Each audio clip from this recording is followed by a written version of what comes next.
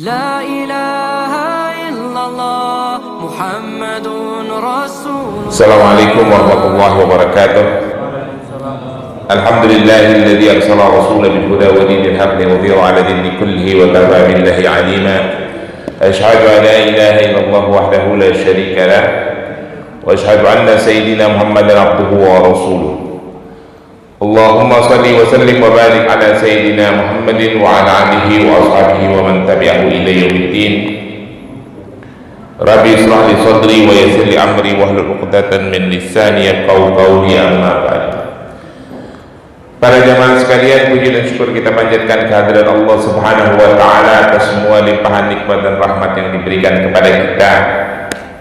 Alhamdulillah, Allah berikan kesehatan dan kelapangan waktu sehingga kita bisa melaksanakan sholat subuh berjamaah, melanjutkan itikaf kita di masjid yang kita cintai ini untuk mengikuti kajian ilmu yang insya Allah memperkaya pengetahuan kita dan memperbaiki amaliyah kita.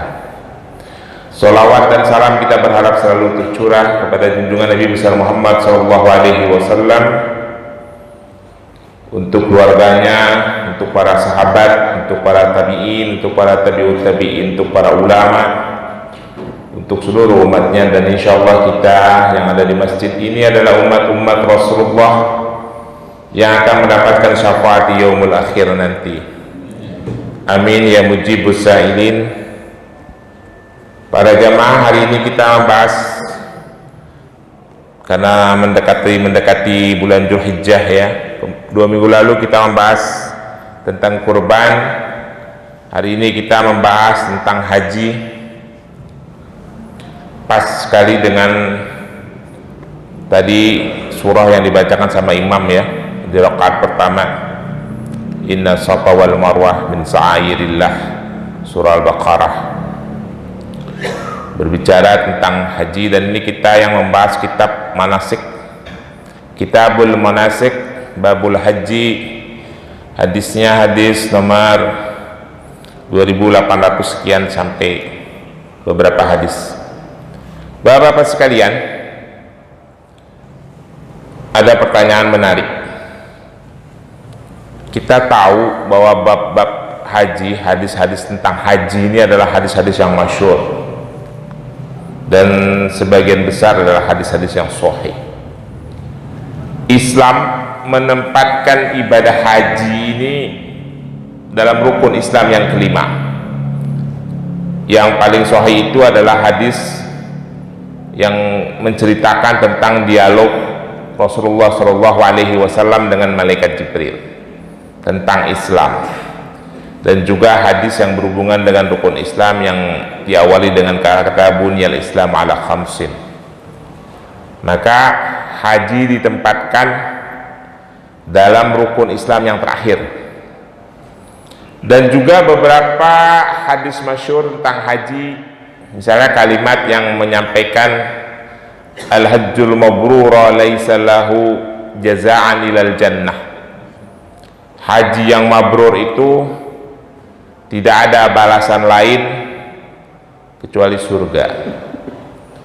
Pak, coba mikir sedikit ya Pak, kira-kira kenapa ya Pak Rasulullah mengatakan haji yang mabrur balasannya tidak ada lain kecuali surga? Pertanyaan pertama Pak. Pertanyaan kedua, kira-kira kenapa haji itu menjadi rukun Islam yang kelima ya Pak, enggak yang ketiga gitu? Padahal kalau buat orang, Bapak pasti akan menjawab, ya karena haji itu persyaratannya berat Pak. Persyaratannya berat, apalagi kalau dari Indonesia sekarang antrinya panjang, dari Malaysia juga panjang, lebih panjang dari Indonesia antriannya. Pasti secara umum kita akan menjawab seperti itu ya Pak. Tapi permasalahannya haji itu tidak berat untuk orang-orang yang ada di kota Mekah dan di kota Madinah. Haji juga tidak berat bagi orang-orang yang ada di Jazirah Arab. Mereka kalau pergi haji jalan kaki balan. Haji juga bahkan tidak berat bagi negara-negara yang ada di sekitar Saudi. Dan haji juga tidak berat bagi pelajar-pelajar Indonesia yang sedang sekolah di Timur Tengah. Kalau jawabannya adalah karena persyaratannya berat. Haji, kalau kita lihat biaya, haji juga tidak berat bagi orang yang mampu, Pak. Ada kawan saya ini lagi melaksanakan ibadah haji, beberapa kali saya diminta untuk pimpin doa di rumah. Biasa orang Betawi kan begitu, kalau lagi berangkat haji keluarganya ngadain kegiatan tahlilan dan sebagainya. Dia itu 3 tahun ini dia berangkat, 3 minggu sebelum berangkat perencanaannya tidak pakai waiting list, diajak sama temennya, kita haji yuk, langsung berangkat pakai haji furodah 400 juta bayarnya. Tidak berat kan Pak bagi orang yang punya duit? Jadi kira-kira jawabannya apa Pak? Kenapa haji ditempatkan di rukun Islam yang kelima? Dan kenapa Rasulullah mengatakan kalau haji mabrur itu balasannya cuma 1, surga? Ada lagi ayat Al-Quran surah Ali Imran yang mengatakan walillahi 'alan nasi hijjul baiti man istata'a ilaihi sabila wa man kafara fa innallaha ghaniyyun 'anil 'alamin. Kata Allah begini, surah Ali Imran ayat 197, ayat 97. Walillahi 'alan nas hijjul baiti. Allah mewajibkan kepada manusia untuk mengunjungi rumahnya, mengunjungi rumah, maksudnya berangkat ibadah haji gitu ya. Tapi ada catatan dari Allah, man istata'a ilaihi sabila, barang siapa yang mampu menuju kepadanya, kira-kira begitu ya. Di dalam ayat Al-Quran pun Allah memberikan batasan man istata'a ilaihi sabila, barang siapa yang mampu. Berarti emang benar berat ya Pak. Tapi pertanyaannya, kira-kira yang bikin berat itu apa? Paham gak Pak? Karena orang ini sering salah pemahaman. Dia kira yang berat itu biayanya, mereka kira yang berat itu persiapan fisiknya, padahal bukan itu yang menjadi berat Pak. Jadi kita bahas ya. Sekarang kita baca dulu hadis nomor 2884. Bismillahirrahmanirrahim.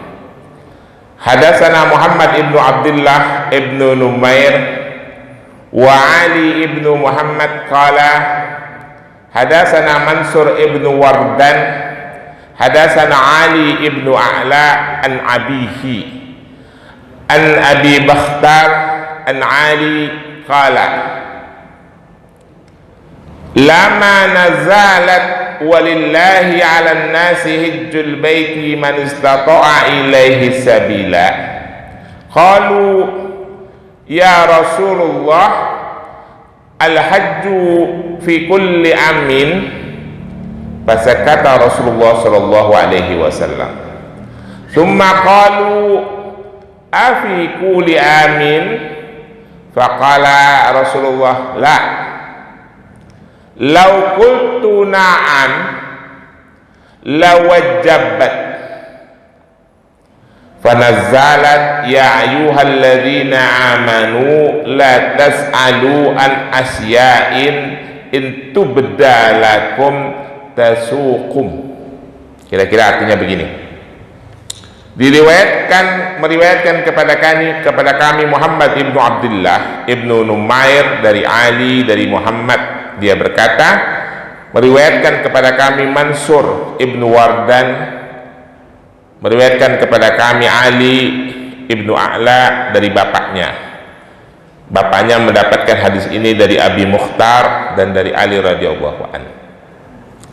Lama nazalat, ketika turun ayat surah Ali Imran yang tadi saya bacakan, walillahi 'alan nasi hijjul baiti man istata'a ilaihi sabila. Ketika turun ayat surah Ali Imran yang mengatakan walillahi 'alan nasi hijjul baiti man istata'a ilaihi sabila, diwajibkan kepada manusia untuk melaksanakan ibadah haji bagi siapa yang mampu melakukan perjalanan kepadanya, kira-kira begitu. Qalu, para sahabat bertanya, ya Rasulullah, al-hajju fi kulli amin. Wahai Rasulullah, itu kira-kira haji hukumnya setiap tahun apa kagak, kira-kira begitu. Pas kata Rasulullah sallallahu alaihi wasallam. Lalu Rasulullah diam mendengar pertanyaan itu. Sahabat nanya lagi, summa qalu, sahabat bertanya lagi, afi kulli amin. Rasulullah, setiap tahun kagak, kira-kira begitu. Rasulullah dengan tegas mengatakan, la, tidak. Walau qultu na'am, seandainya aku jawab iya, la wajabat, maka menjadi wajib bagi kalian berangkat haji setiap tahun. Fa nazalat, maka turun ayat, ya ayyuhalladzina amanu. Jadi habis sahabat nanya mulu itu pada bawel, maka Rasulullah mengatakan tidak. Sebab kata Rasulullah, kalau saya bilang iya nanti jadi wajib. Udah jadi wajib, tahu sendiri resikonya, gitu, kira-kira begitu. Maka turun ayat berikutnya, ya ayyuhalladzina amanu la tas'alu an asya'in in tubda lakum tasukum. Allah memperingatkan para sahabat, memperingatkan kita semua. Ini surah Al-Maidah ya, kalau tadi surah Ali Imran, kalau ini surah Al-Maidah ayat 101. Hai orang-orang yang beriman, la tas'alu an asya'i in tubdu lakum tasaukum. Kalian itu jangan banyak-banyak nanya sesuatu yang nanti kalau diberikan penjelasan, diberikan sesuatu keterangan jadi memberatkan kalian. Kalau disuruh melaksanakan haji, ya udah haji jalanin, nggak usah pakai nanya apa tiap tahun, apa tiap bulan, kira-kira begitu. Kayak orang Israel ya, kayak Bani Israel kan banyak tanya, akhirnya jadi berat. Disuruh nyari sapi satu aja nanya yang begini, nanya yang begitu, akhirnya jadi berat gitu. Banyak syaratnya. Hadis ini menjelaskan bahwa haji itu adalah sekali seumur hidup. Ya. Hadis yang berikutnya nomor 2883. Hadatsana Ali ibnu Muhammad wa Amru ibnu Abdullah qala hadatsana Waqi hadatsana Ismail hadatsana Abu Israil an Fudail ibnu Amrin wa an Sa'id ibnu Jubair an ibnu Abbas an al-Fadli qala Rasulullah sallallahu alaihi wasallam. Kata Rasulullah begini, ini perhatian ya Pak, ini penting. Man aradal hajja falyata'ajjal. Saya ulangi lagi nih. Man aradal hajja falyata'ajjal fa innahu qad yamrudul maridu au tudilu dhalalah au ta'ridul hajjah. Ini perhatian buat kita nih, terutama yang sudah ada kemampuan secara finansial. Kata Rasulullah begini, man aradal hajja falyata'ajjal. Apabila kalian sudah ada kemauan dan kemampuan untuk berhaji, segerakan. Fa innahu qad lam yuradul marid. Karena kita tidak tahu nih apa yang akan terjadi pada diri kita. Boleh jadi kita tidak sehat, sakit-sakitan, apalagi kalau udah tua. Boleh jadi kita ada halangan. Wa tu'ridul hajjah, boleh jadi kita banyak keperluan lain. Maka dari itu kalau sudah ada waktunya, kalau sudah ada memenuhi persyaratannya, segera berangkat ibadah haji. Itu ya Pak. Sebab kalau tidak, apalagi sekarang ini, kalau kita ada uang, kita daftar, terlambat beberapa bulan saja antriannya nambah. Itu saya alamin tuh, terlambat cuma berapa bulan antriannya jadi sekian tahun. Wah, penyakit ini saya bilang ya. Makanya yang punya duit itu akhirnya pergi hajinya pakai haji furodah, haji undangan itu, walaupun harganya sangat mahal. Karena antriannya di Tangerang Selatan aja sekarang udah 32 tahun. Bapak bayangin aja, kalau umur saya ini sekarang 49, Saya daftar sekarang haji, umur 81 tahun saya baru berangkat, Pak. Belum tentu saya masih sehat, belum tentu masih hidup. Ya, saya pikir-pikir, wah, harus gue daftar waktu itu umur 30 tahun gitu kan, paling enggak selama ini. Ya, contohnya begitu contoh. Jadi kita harus segerakan. Hadis yang berikutnya, hadatsana Muhammad ibnu Abdullah ibnu Numair, hadatsana Muhammad ibnu Abi Ubaid an abihi an A'mas an Abi Sufyan an Anas ibnu Malik radhiyallahu anhu qala, ya Rasulullah, ini sahabat nanya lagi nih, al hajju fi kulli amin, apakah haji itu setiap tahun? Qala, Rasulullah menjawab, walau qultu na'am, seandainya aku menjawab iya, la wajabat, maka akan diwajibkan setiap tahun pada kalian. Walau wajabat, seandainya diwajibkan setiap tahun, la taqumu biha, kalian pasti nggak akan sanggup, kata Rasulullah. Walau taqumu biha, dan kalau kalian tidak sanggup, azabtum, kalian akan diazab oleh Allah. Makanya nggak usah pakai nanya-nanya. Kira-kira pokoknya kalau disuruh haji, udah haji, nggak usah pakai nanya apa setiap tahun, apa setiap bulan. Tak, kalau dibikin setiap tahun baru tahu rasa lo, kira-kira begitu ya. Jadi haji itu hukumnya hanya sekali seumur hidup. Dalam hadis yang lain Rasulullah berkata, faqala Rasulullah sallallahu alaihi wasallam, al hajju fi kulli sannatin aw maratan wahidatan. Jadi bertanya, ya Rasulullah, sahabat bertanya, ya Rasulullah, wahai Rasulullah, al hajju fi kulli sannatin aw maratan wahidatan, wahai Rasulullah, haji itu setahun sekali, setiap tahun, apa sekali saja? Qala, Rasulullah berkata, bal maratan wahidatan, cukup sekali seumur hidup. Faman istata'a fatatawwa, barang siapa yang sanggup berangkat lagi, maksudnya udah berangkat sekali lalu berangkat lagi, maka yang kedua itu hukumnya adalah sunnah ya. Jadi misalnya Pak Edi berangkat haji nih tahun ini, tahun depan dia berangkat lagi, dapat undangan dari Muhammad bin Salman misalnya begitu, berarti yang kedua yang undangan dari Muhammad bin Salman, bisa jadi kan Pak Edi diundang sama Muhammad bin Salman kan, haji furadah, itu hukumnya sunnah itu ya. Pak, sekarang kita balik pertanyaan tadi, kenapa Allah bilang man istata'a ilaihi sabila? Kenapa Allah bilang barang siapa yang sanggup melaksanakannya? Pertanyaan pertama, Pak, ini biar kita paham nih, karena orang Islam ini sering salah pemahamannya nih.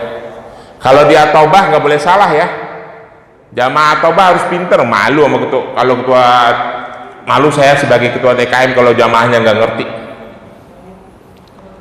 Yang kedua pertanyaannya, kenapa haji masuk rukun kelima? Yang ketiga pertanyaannya, kenapa Rasulullah haji yang mabrur balasannya surga, kagak ada balasan yang lain? Kira-kira misalnya ada balasan dapat bisa kawin lagi gitu, kagak ada, surga aja udah pokoknya. Kenapa, Pak? Jawab, Pak. Kita lihat haji itu rukun Islam yang kelima, berarti sebelum haji orang Islam pertama kali mengucapkan dua kalimat syahadat. Clear ya? Dua kalimat syahadat yang diucapkan itu diucapkan dengan lisan, diyakini dengan hati, dibuktikan dengan perbuatan. Setuju tidak? Tahap pertama nih, rukun Islam yang pertama. Yang kedua, dia harus sempurna sholatnya. Setuju tidak, Pak? Ya, yang rukun Islam yang kedua kan sholat. Ini pelajaran ibtidaiyah nih, pelajaran SD kelas 3 SD. Rukun Islam yang kedua kan sholat. Dia harus sholatnya sempurna. Kalau orang sholatnya sudah sempurna, Apa efeknya Pak? Sholat itu tanha anil fahsya'i wal munkar. Berarti dia, orang-orang yang sholatnya sudah sempurna itu jauh dari perbuatan keji, jauh dari perbuatan mungkar. Clear ya? Syahadat udah, sholat udah. Yang ketiga, dia sudah sempurna bayar zakatnya. Setuju tidak Pak? Kira-kira kita bayar zakat udah bener apa belum? Zakat penghasilan berapa Pak? Zakat penghasilan berapa? Berapa persen? 5, 10, khumus, apa ausyur?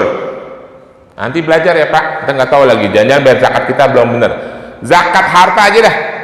Zakat harta kan disamakan, dikiaskan dengan emas. Emas berapa gram? Ah?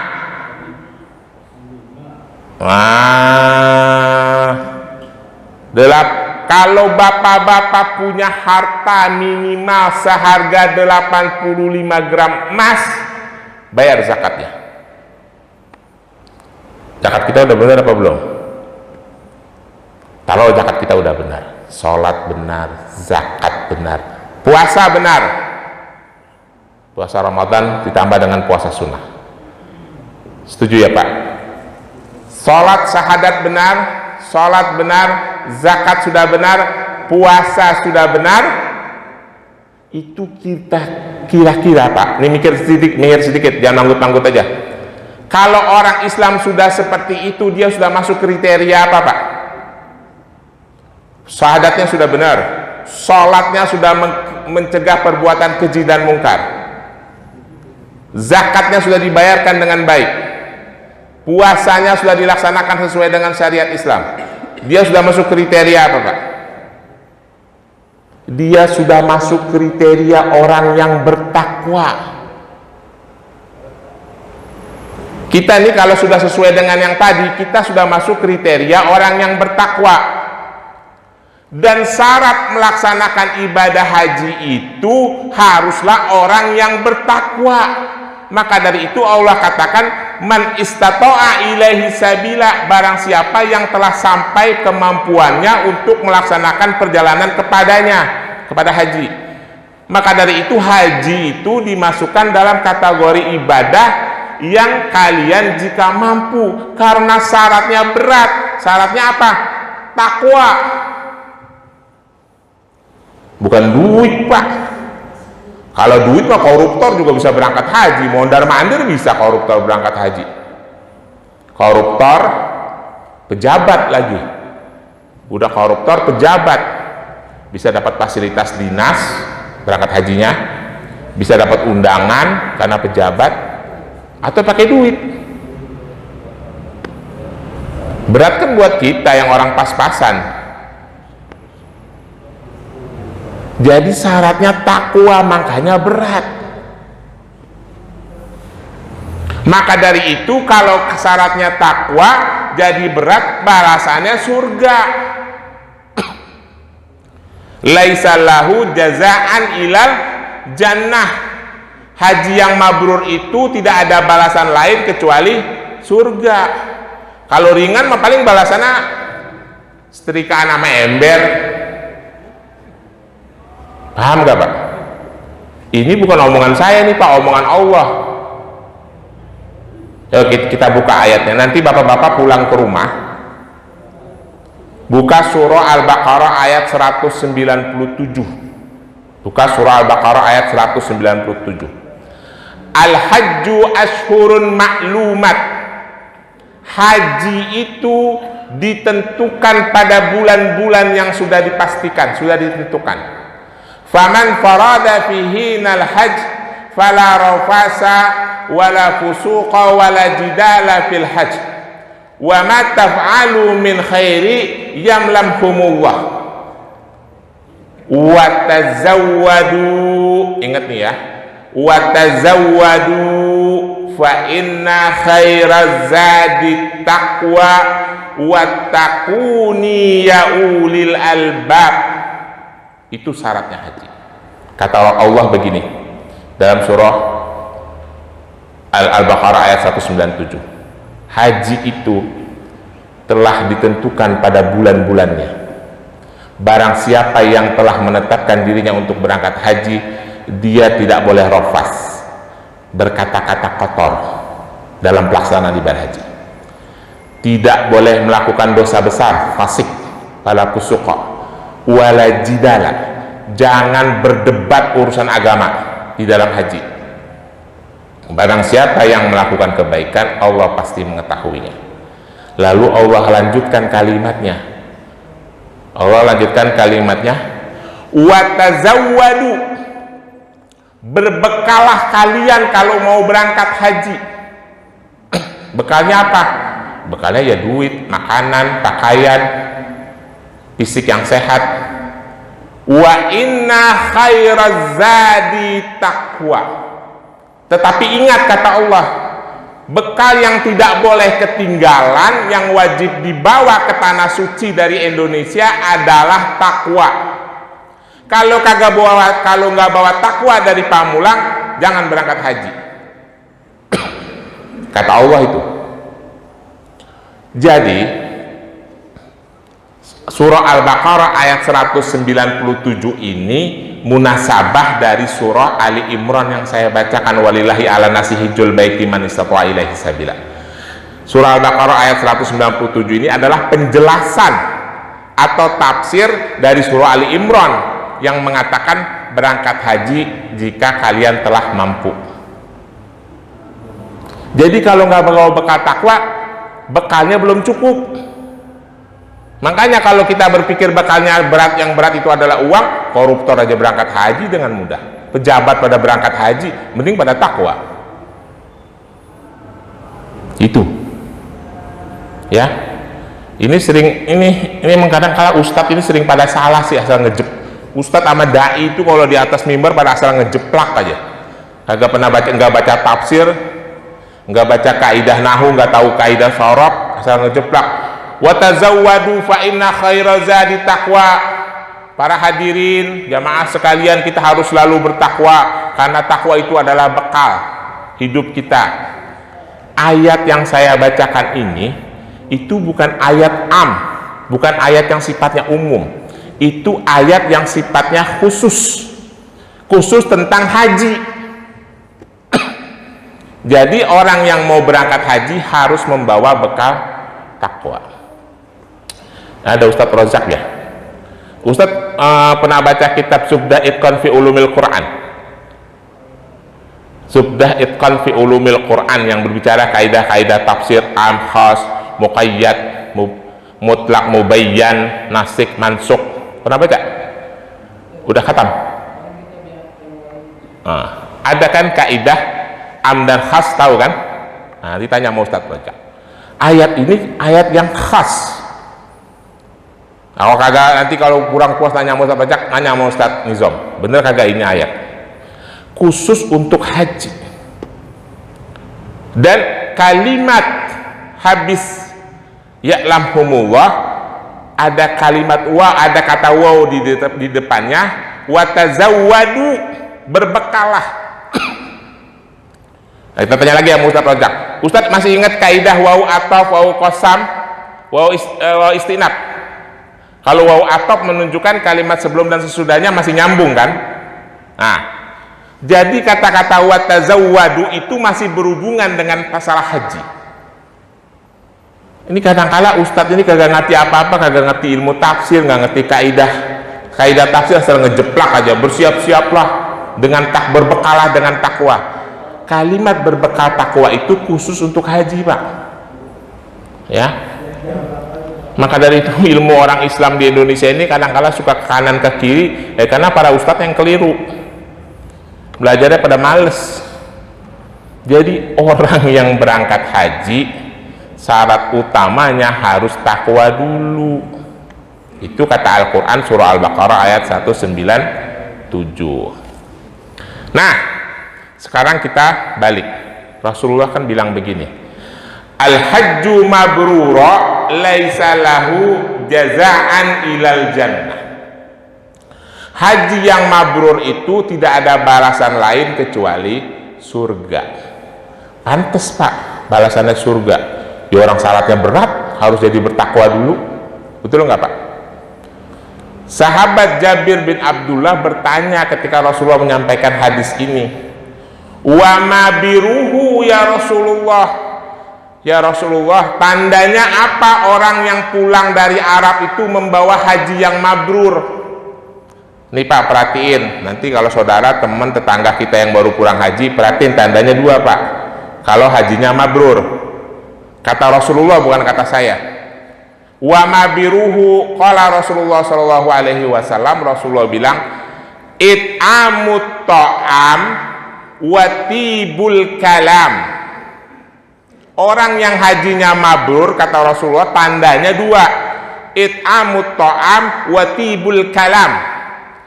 Orangnya itu suka ngasih makan orang-orang miskin, orangnya tingkat sosialnya tinggi, suka membantu saudara-saudaranya sesama muslim. Itu tanda yang pertama.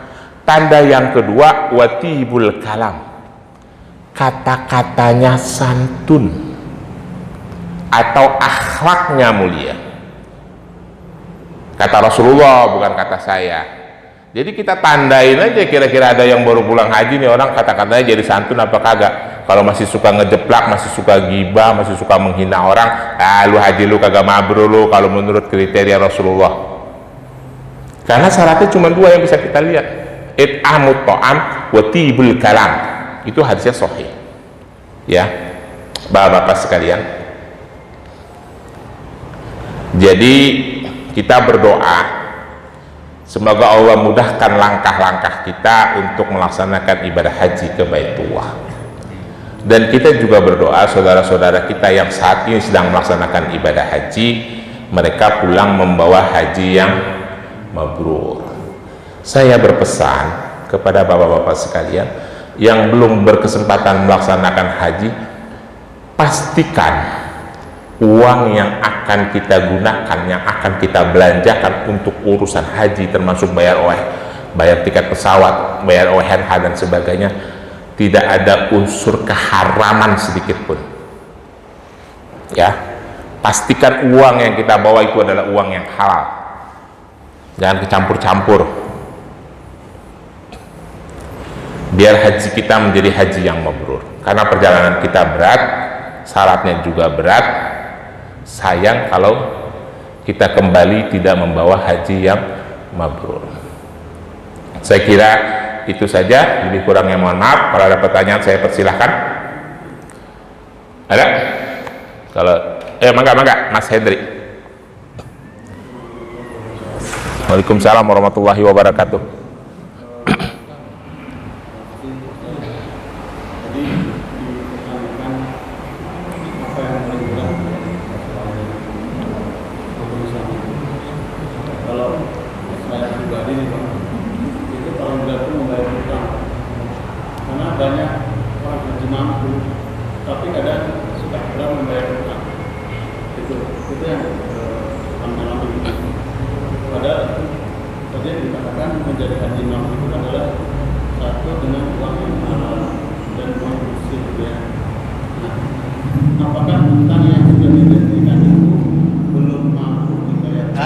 Tapi sudah mampu berangkat haji gitu kan. Padahal membayar hutang itu yang sudah dijanjikan adalah yang diharuskan tepat waktu. Kalau dia ingkar kan adalah menzolimi gitu Pak. Nah itu apakah nantinya akan menjadikan haji yang mabrur atau dia nanti harus pada saat dia pulang harus wajib membayar dan melunasi hutang tersebut. Karena sudah, dengan pribadi saya nih Pak, saya bersangkutan gitu ya, ternyata orang itu mampu berangkat dengan furoda, padahal itu sudah ada kaitan dengan hutang piutang gitu kan. Sudah dijanjikan dalam setahun, 2 tahun, 3 tahun dia berangkat furoda. Nah itu Pak, terima kasih, itu aja Pak yang saya tanya. Baik, ini pertanyaan menarik Bapak-Bapak sekalian. Kalau kita berhutang, punya hutang gitu ya, terus kita berangkat haji, dari sisi finansial itu kalau hutang belum terbayar, apakah kita termasuk orang yang mampu apa tidak? Tak, sama halnya Ketika ada pertanyaan, kalau saya masih berhutang, saya wajib bayar zakat apa tidak? Setiap ada pertanyaan begitu kan? Saya mau kasih tahu ya Pak, hutang itu, kita berhutang, itu tidak terbatas dengan waktu dan nisab seperti zakat, tidak terbatas dengan haul. Selama begitu kita berhutang, lalu kita ada kemampuan bayar, saat itu pula kita harus bayar. Ingat itu Pak. Ya. Jadi pada saat kita mau melaksanakan ibadah haji misalnya, atau kita mau bayar zakat, urusan hutang piutang kita sudah harus selesai terlebih dahulu. Ya, itu kewajiban yang mengikat sepenuhnya kepada diri kita, sekecil apapun itu. Ingat-ingat itu. Termasuk hutang di kartu kredit ya Pak. Itu hutang. Saya dulu punya kawan, ibunya meninggal dunia, tapi banyak tagihan kartu kreditnya. Nanya ke saya, gimana bro? Aku bilang itu tetap hutang walaupun urusannya dengan lembaga. Lunasin, bagaimana kayak caranya? Tapi ini ada bunganya. Lu datang ke banknya, lu nego supaya tanpa bunga dilunasin. Ya.